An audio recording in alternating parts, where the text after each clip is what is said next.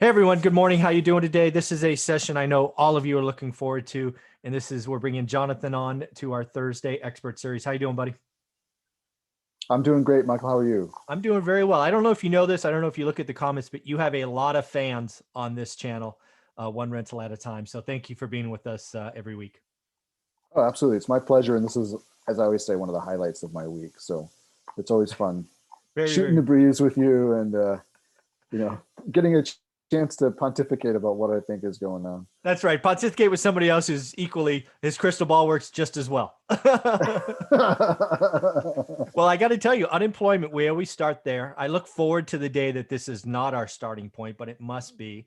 I'll tell Yeah. you, I thought we would break below 700,000 this week. We did not. And it actually jumped, exceeding last week to 770. So did you have a chance to look at this morning? I don't see it as good news. I didn't. Yeah. Well, I think that, as always, you look at the top line number and then you have to kind of look within the numbers to see Mhm. what's really going on. And it seems that at least some of this jump is related to the weather that was going on in Texas.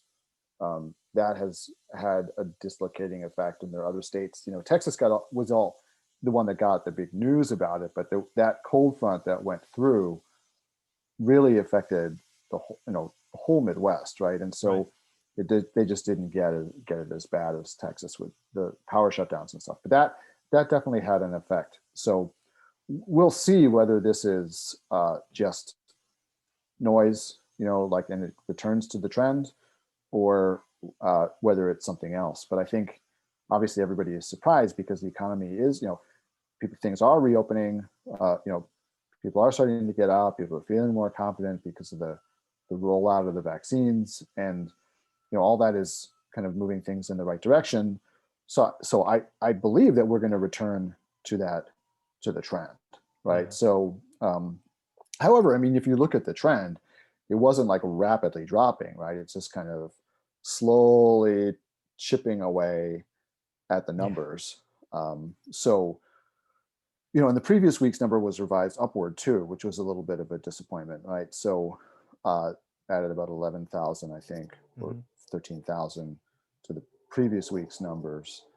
Um, so that wasn't quite as good as we had hoped it was either. But I still think the overall, if you plot the trend line, it's still slightly downward, and Yes. that's good. And Mhm. I think breaking 700 is going to be a big psychological boost, right, to Oh, totally everybody. agree. So because we're still, as long as we're in the 700s, we're still in that band that we've kind of been bouncing around in for quite some time. Mhm. Where it's either high 700s or low 700s, but we can't seem to get out of that. But getting into the 600s and getting close again to what used to be the record number, I think will provide a big psychological boost. And once we get out of record territory, you know, again, that'll, I think, also just really kind of make people start feeling more optimistic. So Yeah, it is. It is a I'm not lot. terribly worried about these numbers. Okay. Yeah. All right. Yeah. So it is definitely about, Yeah. for me, it's that escape velocity. And I, like you, I think 700 is the number, right? I don't know what the numbers are, but most of the energy on a rocket is used on the launch pad, right? To get it moving. Right. And I think the American economy is a lot like that. And we've got to bend the curve. And right now it is very, very slightly, kind of trending down. We need to, Yeah. we need that more severe. But there are hopeful signs. I don't know if you saw this, but last Friday was the day that TSA checked the most airline travelers in over a year. I think it was like almost Really. 1.5 Yeah. people on a Friday, right? Again, Yeah. one data point, but it wasn't Thanksgiving or Christmas. It was a Friday in March. Right. So, Yeah. there are hopeful. Disneyland is opening, I think, next month, right? Yeah. Which in California is crazy. It's been shut down a year. Yeah. So yeah, Yeah. hopeful So these are all signs. good things, Yeah. as long as they don't cause another surge, right? If people are Oh, getting vaccinated and yeah. they're still, wearing their masks. I think a lot of people also, you've got the vaccine skeptics Mhm. on the one hand, right? And that there's kind of two groups of vaccine skeptics. There's just people who are just skeptical of all vaccines, period. Yeah. And then you've got people who are like we're the coronavirus is a hoax, so I don't need to take a vaccine. Right. Group of people, right? And then so those people are out there on the fringe. But then you've got a lot of other people who think that, like, well, once they've had the vaccine, it's all good, and they don't realize that they can still actually spread the virus to other people, right? So they still need to, nobody really wants to hear this. It's a big pain in the neck, but even if you've been vaccinated, you really should still be like wearing a mask and stuff like that to prevent yourself from spreading it to other people. I'm not really hopeful that people will do that. Yeah. But but we'll see. So I think we still have to be, we're not quite out of the woods yet, but it's sort of like you can see the light at the end of the tunnel now. Yeah. And that's good. And when we do hit that herd immunity, hopefully in May, when all adults are eligible for the vaccine, then hopefully we'll see pretty rapid reopening at that point, and a return to something that looks like normal. Yeah. Well, I got to tell you, I'm betting on that because Olivia and I just plunked down significant dollars on a trip in July. Right. We're getting out of here. I'm so freaking tired of this place. We're going to go spend a lot of money to go somewhere for 10 days and just veg out. Where are you going? Grenada. We're going to a sandals resort in Grenada. Nice. Yeah. So sounds like a good getaway. Yeah, we're gonna go spoil ourselves. No kids allowed, right? Everybody's 18 or older. We're just gonna go be adults and just have a blowout party. Oh, it's funny. Oh, so, that sounds blissful. Yeah, we got to get back to traveling. The last year has been tough, not only with the virus, but we had a puppy that we just couldn't leave with anyone. So we weren't going anywhere, right? We've been financially free for a while, and our intention was to travel every 90 days, and we didn't for like six quarters. So I told her I'm done. We're going to pick a day in the summer and we're going, come hell or high water. That's great. That's good news. But the point there is, I think a lot of people are going to be doing that, right? If we were going to book that trip a month from now, it would be a lot more expensive because again, the first class air flights were cheap. The event, the place was 65% off. I mean, it was just amazing. And I think I'm going to check it in a month.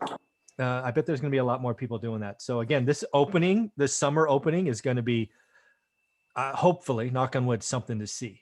So what is going to be interesting, I think, is last year, and I had interviewed Anna Kelly about this on one of my mastermind days last year about the home rental market in the U.S., the vacation rental market just went bonkers last year, right? I mean, at first, everybody canceled all, and everybody who owned a vacation rental went like, oh my God. And then things booked up like crazy because everyone needed to get out of Dodge, but they couldn't get on an airplane. They couldn't go to Europe. They couldn't go to the places that they normally go. It'd be interesting to see whether like what happens this year. Like, have we entered a new period of where people are like, hey, I didn't know that there were these really cool places to go that are only 2-3 hours from my house? Or is it going to be like, all right, no, I don't, that was fine, but I really want to go to Europe, and which way is it going to go?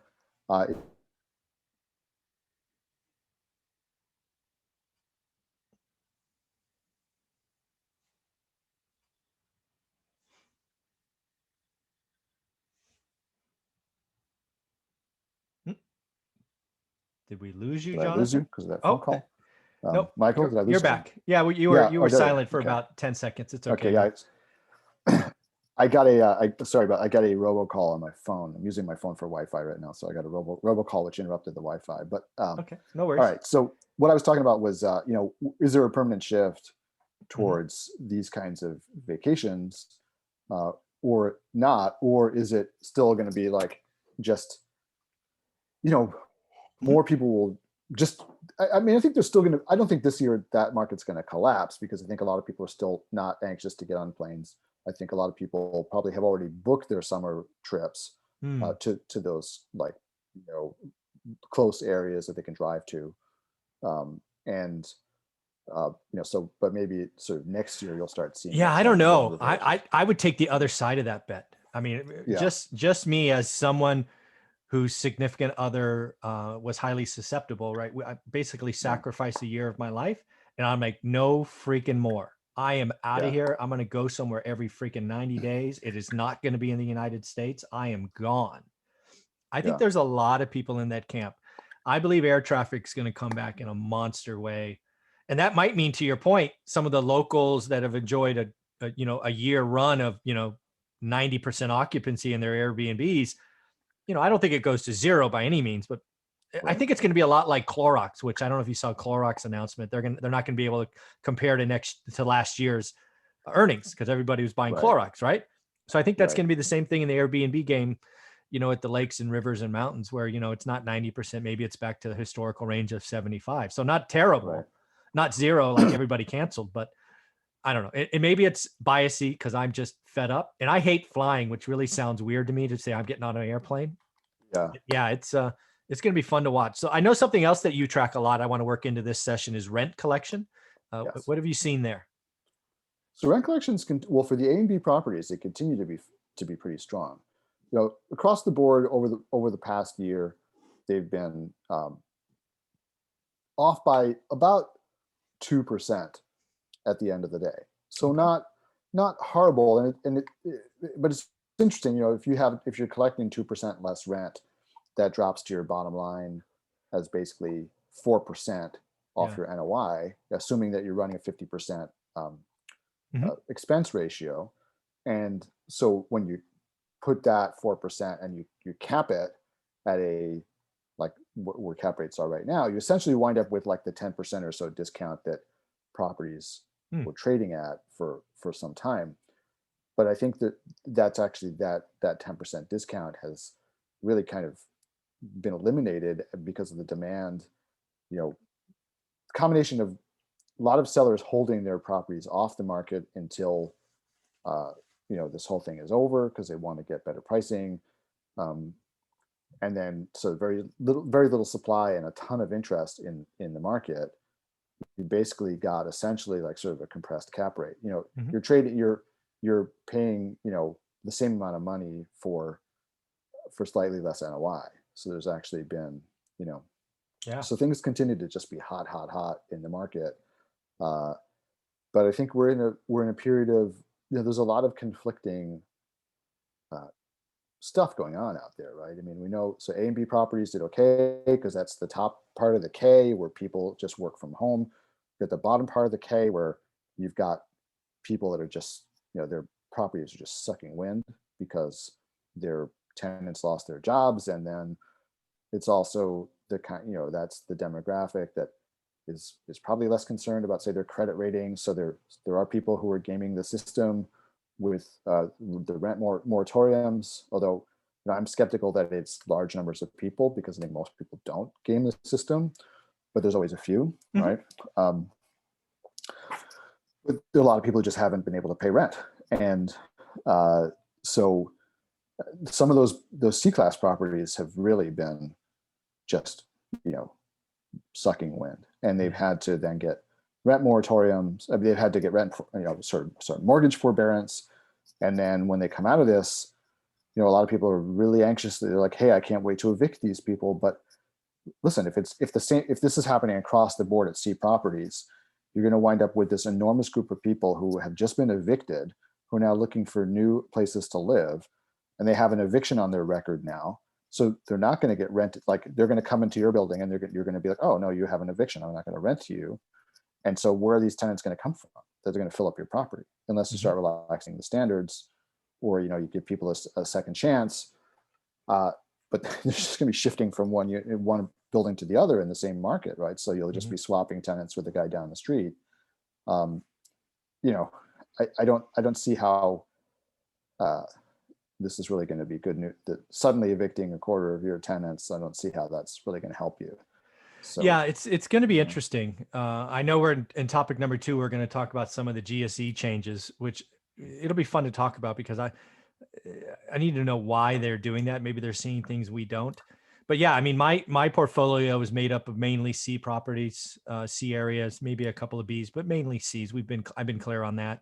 We're in the 90s, 94, 95%. yeah, We had 2 people gaming the system. They're both out now. We've evicted them for cause other than payments, but it wasn't fun.